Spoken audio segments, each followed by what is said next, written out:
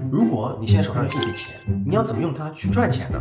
大家好，我是 Richard。过去10年，我在华尔街投行、四大和美股上市公司任职。今天我特意请来我的朋友 David， 他目前在一家全球前3大的银行工作。我来请他分享一下他是怎么看待这个问题的。那今天的干货实在是太多了，碍于时长的限制，我们真的不得不把这批视频分成4期来发布。在视频当中，我们会聊如何存钱、赚钱、美债、房价、通胀和美国经济衰退等话题。准备好了吗？让我们一起学更多赚钱的知识，让你的钱包膨胀吧 ！Let's go. I think you did well on your job, honestly. Thank you.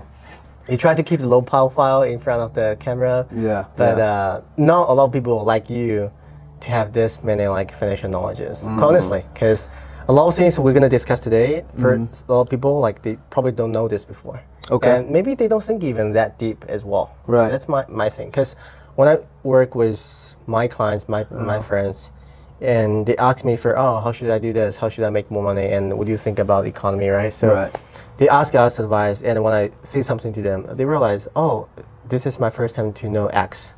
But for us, a lot of time, we already know this. This is our day-to-day work. Exactly. Right? Yeah. So yeah, that's the reason why we have this video. We want to let people know, okay, there's a lot of different thoughts nowadays, especially this environment, this new economy. I mean, just from, like you said, since I'm in it and I see it every day, that's why I have a better idea of things. Of course, it helps with me and my finance as well, right? But there's definitely a layer that most people don't know past. Right, so they all know of the general things, the basic things, and a lot of the old traditional things in regards to finances and saving or what to do with your money and stuff like that. But I feel like there's a big chunk or at least one level on top of that that everyone should know. You don't need to know all the way into all the details and stuff like that. There's professionals for that. But just for people's general knowledge, I feel like they're missing at least one layer on top of the general stuff that they should know of. Yeah. I have a question list here. Okay, yeah, I have it here. Yeah, because we shared that before. Question, I think a lot of people want to understand this, probably. Let's say, if you have some extra cash or money right now, what would you do with it? Put in a bank for CD, invest in bonds, or go for another options? Right. Yeah. So what's your thought? Because I think this a lot as well, because nowadays it's so complicated. It's a new environment. Right. For the U.S. economy, from my view, because in U.S. we never got into that situation before. Correct. Yeah, definitely. From data's perspective, I believe we're in an all-time high from the past 10 or 15 years. Yeah. Of course, that's discounting, way past in the day when our parents' generation had a 17-18% interest rate on a mortgage loan, right? But it's definitely, how would I say, what the youth or our generation is exposed to in knowledge base, there's a lot of facade behind it because, for example, so many Instagram reels or YouTube videos telling you hey, you can earn this money, you can make this money, you can do this, you can do that. A lot of it is just course selling or it's something to attract views, right? But realistically, especially in regards to loose cash or extra cash, unless you're going to take a high sense of risk, or you're going to put a lot of trust into someone that you just see that's posting things that'll attract you online, it's not very safe, right? In regards to loose cash, of course, I was studying the question as I was thinking about it as well. It really depends on how much you have that's loose or what the increment of that loose cash are coming in, right? And definition term, it would be called discretionary income, right? That is income or money that you receive that really has nowhere else left to go besides just sit and save, right? So and the reason why I say that is because the only way you can make money off of your own money is correlated to the amount that you have. Okay, so that brings me to the first example that everybody is looking at right now. And everybody, if they know a little bit of something, knows about it. It's obviously bank CDs. Okay, so CDs are very attractive. Of course, all interest rates are high, so you would expect CD rates to be high as well. But the main thing that I found about CDs and about the normal consumer, okay, is that they're only looking at the percentage that's offered to them. Okay, so it's like window shopping, right? Yep. You see the clothing, you see the mannequin, and it looks great, Yeah. but it doesn't show a price, Yeah. right? Or maybe they'll show you like one sales price or something like that. Okay, Yes. but the main thing is there's two parts to it. First of all is the annual percentage yield, the APY. APY. Most yeah. of the time, people only see the APY, and that's all they remember or they know of. Okay, which is not bad. There's a reason why there's an annual percentage yield, because that's kind of like the benchmark. That's like the base mark of what you're comparing your rate to. Yes. Okay, and what I mean by that is that an APY means that is a percentage you'll be receiving if you were given that rate for a year's time. Okay, now what some people don't know about is that you have to match the CD APY to the actual interest rate and the time frame. Right, so what I mean by that is there's some banks that, let's say, offer a 5% APY. Yeah. There's some banks that offer a 4% APY. Yeah. Right, and so they'll come in and be, oh, you know, this is higher over there, it's lower over there. So my first question, of course, is, well, what's the time frame? Yeah. Right, because a 1 year 4% APY is going to pay you more than like obviously a 6 months 5% APY. Yeah. Right, because you're going to get more time to get more money. Yeah, yeah. Right, so a lot of people come in and they, you know, the APY here, APY there, but then okay, well, this one they only Timing give you is up to more 6 months. important. Exactly. Yeah. Can you realize that? Yeah. First off. Right, and then so when it comes to CDs, I had it all written down, but there's pros and cons to it. Yeah. Right. Obviously, a bank CD coming from a reputable bank is almost guaranteed, Yeah, right? desirable. Unless that bank crumbles, Yeah. or unless you're over the 250,000 FDIC mark, right? Most people are not, you know. Most people are saving their money and stashing them into these CDs, and you know, just growing the interest while we go. Yeah. The con is, of course, it's an interest risk, and what I mean by that is when your maturity date comes, you don't know what the interest rate is going to be at that time. Yes. Right. So Maybe now, go up, maybe go low. right. Yeah. So if you're buying a house, you're in contract with the house, you know that 6 months later or 7 months later, you have to have the money ready by then. Yeah. Then a CD is a great thing. You know, might as well put it in and get extra money while you can on it. Yeah. And then once the contract time comes up, boom, the CD's ready for you. Yeah. Right. But the flip side of that is some people are using this as savings. It's their emergency money. And when things like that happen, it's like, okay, well, the timing is an issue. And then the second part is if you need to take the money out. Yeah. Right. Because there's penalties on CDs. I know that I believe there are some CD products that offer a no penalty. Yeah. But for the most part, generally, CDs have a penalty to them, right? Yeah. So I would say, in my opinion, that a CD is geared more towards money that is already earmarked, right? So now, if we're talking about just loose extra cash, Yeah. a CD kind of doesn't make sense in a way where you're kind of shooting yourself in the foot, only to come to a place where you don't know what's going to happen. Yeah. Right. So now we move on to like the other side of a CD, right? Which is the high yield savings account. Yeah. You know, just as much as these CDs are being advertised and window shopped, the high yield savings account is also kind of playing in that same field, right? Yeah. And what they're doing is, you know, it's like, oh, 5% CD, I got 5% high yield savings account. Yeah. Bring your money over here. Yeah. Right. Now again, great thing.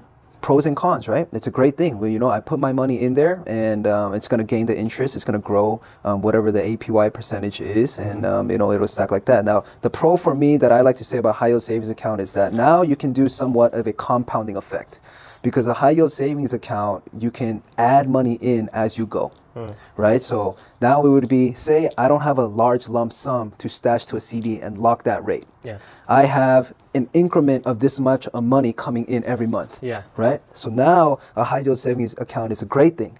Every month it comes in, I can put more money in, and at the end of the month, it's going to average the holdings amount, Yeah. and I'll get interest on top of that. Yeah, I so like I can this better. compound, right? Yeah. So it's flexible. Yeah. You can put money in, you can take money out. Yeah. Right? So it's a great thing. Yeah. Especially, like I said, for people who are incrementally saving. Yeah. Not lump sum saving. Yeah, Right? yeah. But now, where's the con?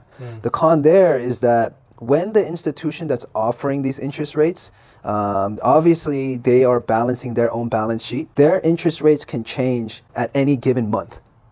So Yes, exactly. right. This is related to the money market. Correct. Yeah. Yeah. So I don't know if it's related directly to money Yeah, market. yeah. Of course, it's that institution's way of making money and offering that money. Yeah. Okay. But in a general sense, for what you're saying is, yeah, hey, consumer A, I have a high yield savings account that's going to offer you 4%. Yeah. bring your 100,000, bring your 5,000, bring your $2,000 and leave it here with us. And we'll give you 4%. Yeah. Now, the basis of that is because I can fractionalize the amount that I'm holding in my institution, and I can then purchase or invest into something that's going to give me 6%. 6%. Right. Yes. So it's like, thank you for giving me the opportunity to make 2, Yeah. you know, for free. Yeah. Right.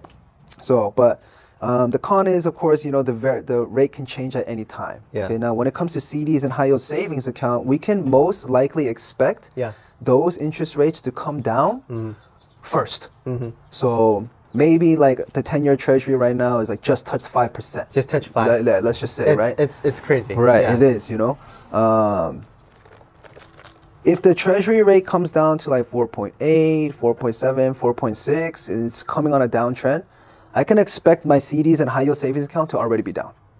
Yes. You know, so those rates will always come down first, right? Before, you know, the overall picture comes down. Yeah, right. Because they need to make sure they have money they have somewhere to invest those money. You give them in the CD, Right. So they do those forecasting to make sure they're at a position they don't lose money. So they will decrease those rates earlier than Correct. The actual the treasury. Correct. Notes, bill, bonds decrease their rate. Correct. Right. So Because those are their money's destination. Maybe. Right. Yeah. Because the last thing that any institution or financial institution wants to be in is they don't want to be in a negative balance sheet. And what I mean by that is all my clients are, exactly. you know, I'm supposed to give them 4, but I'm only earning 3. Yeah. You know what I mean? And so that won't work eventually. Because eventually I'm losing money by having your money in the bank. Right. Yeah. And that was kind of like what we saw with what I believe in, from what I've learned, is what happened with Silicon Valley Bank. Yes. It's just for so many years, they've had 1% and 2% bonds,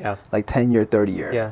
And now all of a sudden, everyone can buy 4 or 5% bonds, right? So now all my clients and consumers are saying, hey, I don't want this 1 or 2% anymore. I'd like the 4 and 5%, which is not a problem. The problem is that all the money that was put into the 1 and 2% bonds have to be sold in order to rebuy the 4 and 5. But if there's a 4 or 5% bond being offered, they can only sell the 1 and 2% at a loss. Yes. No one wants to buy at full price again. And then thus their balance sheet, that's one of the reasons why, but thus their balance sheet got too tight. It's not that they were in a negative, it just got too tight. And so procedurally, the FDIC had to release a notice saying, hey, at this rate and at this situation, your stress test is we can't cover you. Yeah. And because that message came out, everyone was lose confidence. Right. And so that's why they pulled all the money out. And so now the bank was in a situation where we don't have enough holding things like that. But confidence is the goal in this industry. Right. But going back to the loose cash, so CDs are, this is of course just my opinion or you know what I like to say, but CDs are great if the money is earmarked for something. And if you have a lump sum. High yield savings accounts are amazing as well if you have incremental things coming in and you can compound on top of that. But the cons are the cons. Of course. Now, let's say I have a lump sum amount of money or incremental money, but I have a long time frame. If we want to stay within like the fixed interest or the steady interest area, there's so many different products. Exactly. And this is, now we're kind of dipping into that space where I mean that most general consumers don't know this part, this top layer, when they all should. Because it's not too crazy. It's not too crazy, right? In the end, whether it's called a CD, it's called a high yield savings account, whatever you want to call it, right? It's money being made by money. Okay. One of the books that I read stated that there's 2 ways to gain value or monetary value. You can either earn it and create it. For example, I work hard, I make it, I earn it. Or if I'm in the amazing position to be able to create my own money. And I mean straight up like the Federal Reserve or the US government can print more dollar bills. Right? Or if I'm like a high-level tech person with high interest from a consumer population, and by doing so, I can create my own money in a way, right? Or the other way is you lend it and you gain it back with interest, right? So all of those 2 methods of lending and earning interest is now how we can make more money. And all of that has to come from a main source, right? The rate that banks can do CDs for, the rates that home mortgages can be applied for, all of that stems from a main rate come from the Fed Reserve. 下期视频我们来聊聊看美债，长期美债利率持续上涨，一度突破5%。美债收益率曲线倒挂，美债价格持续大跌。这场危机的背后，为什么说是我们的机会呢？我们普通人又如何抓住这次机会来赚钱呢？记得看下期的视频。